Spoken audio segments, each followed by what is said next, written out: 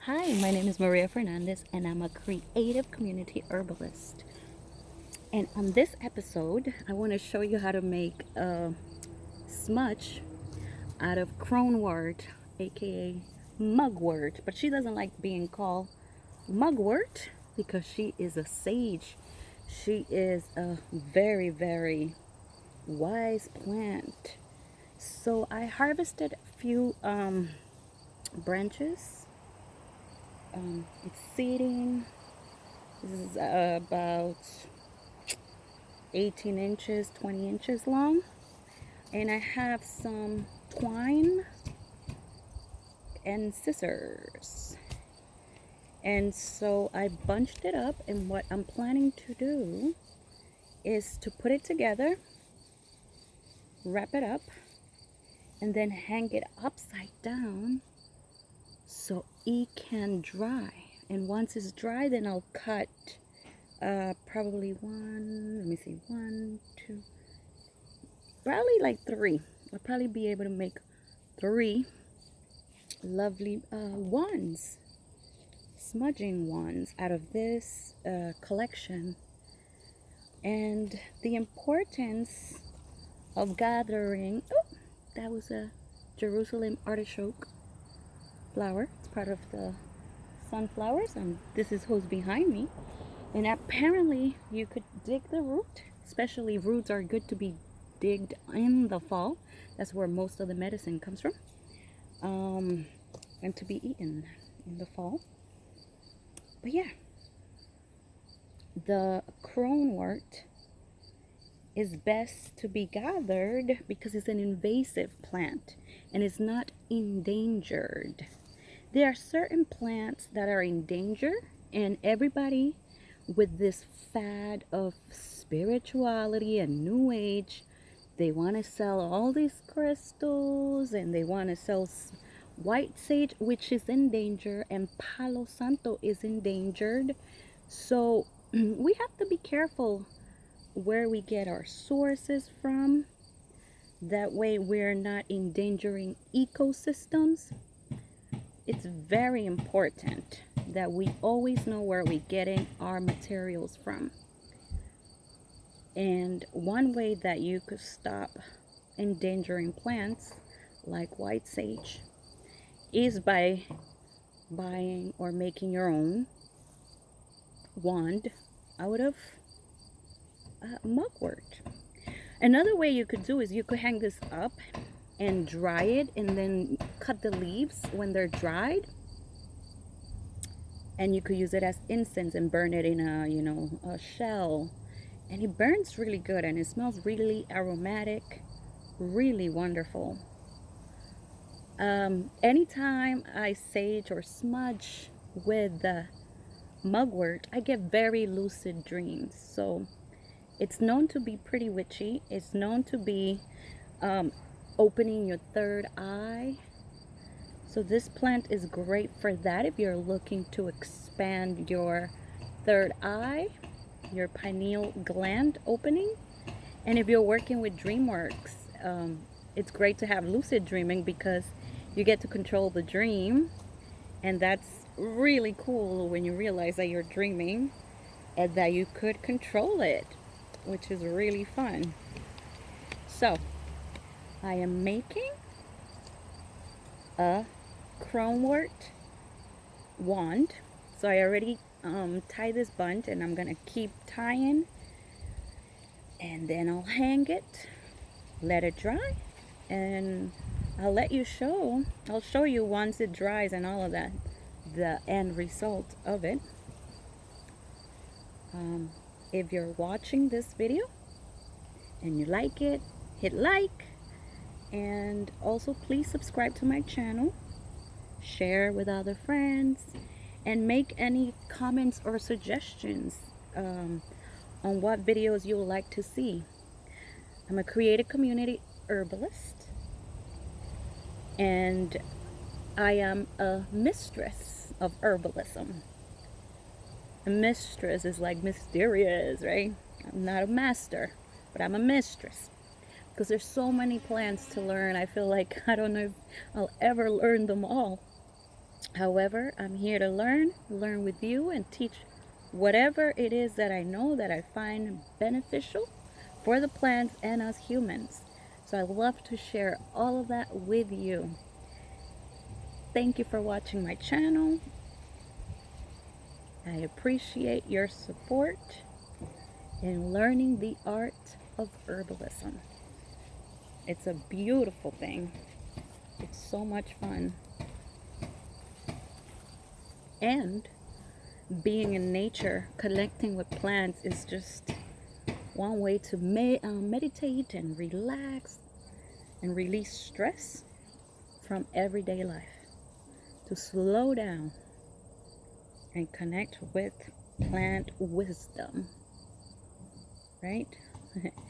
My teacher, mentor, Susan Weed says, if you spend about an hour in nature, that nature will show you you're her favorite child. And I tend to believe her.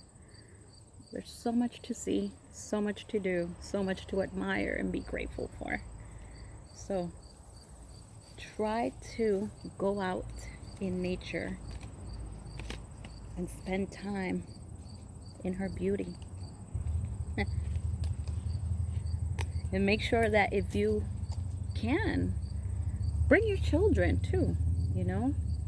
Children need not to be glued to TV and or iPads or phone. They need to be experiencing nature. And you know, we as humans need to be teaching stewardship and how to protect Mother Earth, its animals and lands, and protect the land from chemicals and, you know, greedy polluting companies like Monsanto and all the other chemical petros that use pesticides and fungicides and herbicides that not only kills the weeds and the plants, but it also transfers into the animals. And if you read the book Silent Spring by Rachel Carlson, excellent book, written back in the 1950s. This woman was a pioneer for the green movement. She was the one that helped create the environmental agency, agricultural agency. Thanks to her, excellent scientific work showing how the pesticide like DDT will run up to the river, and how the fish were dying, and how, you know, if the land had these pesticides in the ground and herbicides and fungicides in the ground, if a bird ate a worm that ate one of those, you know, that was in the ground, polluted, then, you know, these birds like hawks were dying, like were falling off. And so, you know, why should there be chemicals when we could grow food without them? There's many ways that we could use agricultural methods that are organic, that are together in a form, like you could put certain bugs in your garden, you could put certain plants together because like certain insects won't touch them. So if you grow like tomatoes next to medicinal plants like motherwort or lemon balm, like the animals won't touch her, you know, like your tomato plants. You gotta know how to grow so that, you know, your whole crop is not being taken, but it's in part, so you get enough, right? Because we all want to eat, we all want to survive. So it's okay if some of the insects eat a little bit, but we don't want to kill insects and birds, and we just want to protect Mother Earth, right? I do. 7 generations, you know, not just our generation, for 7 generations, for my grandkids, you know. That's the belief of the Native Americans, the indigenous culture. We believe that we got to leave the earth better than when we came to it. And so it is my mission to at least teach that to my daughters, and to teach that through these videos. To teach that, you know, we could vote with our dollars and demand that food be grown environmentally awareness, you know, with ethics and codes, and you know, we're willing to pay more for food that is grown correctly. You know, there is a market. The organic market has grown big time. And just because something is organic doesn't mean it's safe, right? Because I still hear that their organic products are sometimes still pesticides afterwards, because they have to be, you know, mailed from, like, you know, I don't know, Guatemala or Mexico. So something that ended up being grown organic, because of shipping, now is full of other chemicals, right?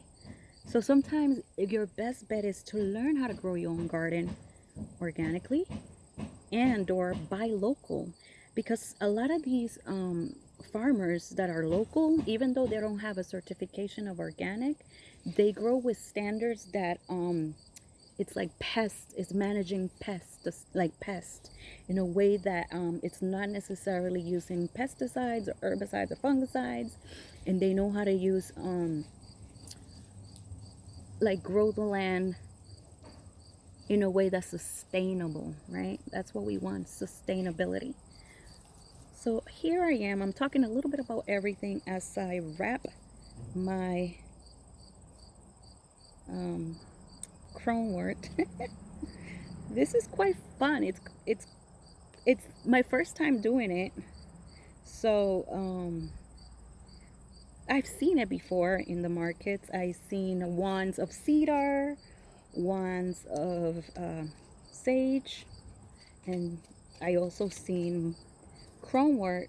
But I bought CRONEWORT dry before, and I love it. And so this time I was like, you know what? It's growing right in my backyard. Like, why not make my own wand? You know, I'm not saying I'm doing it correctly. I'm just doing it and showing you how I'm doing it. There might be better way, better method. So if you have a better method, comment and let us know. We would like to know. However, I think this is how I'm doing it, and I think it's gonna be good. It looks good. And so, yeah, here we are. Almost done. Almost done. So again, a great book that I recommend, if you haven't read, is Rachel Carlson. And it's a great, her story, if you want to teach your children about women in her story that made a, you know, an impact on this world. You know, everybody knows Eleanor Roosevelt and Frida Kahlo, and there's so many other women that have made history and impact, and Rachel Carlson is one of them. And so it's a great teaching opportunity for yourself and your children to learn about Rachel Carlson, and also to learn more about where your food comes from, how to best treat the land to protect her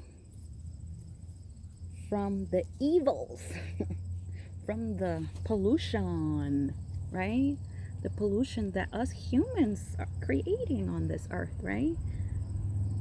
Climate change is legit. It's real. So we could do something about it, right? Cut that. Here we go. So I'll show you my CRONEWORT. I'm pretty excited about this. Thank you for sharing this time with me and creating this. If you've been listening all the way through, because I know some people watch probably, I don't know, a minute and then they stop. But ta-da! So what I'm gonna do is I'm gonna hang it, let it dry, And once it's dry, then I'll cut it. So I'll cut like 1, 2. I'll probably have 4 pieces, but that's pretty good. That's all I need. My name is Maria Fernandez. Thank you for watching. Have a blissful and blessed day.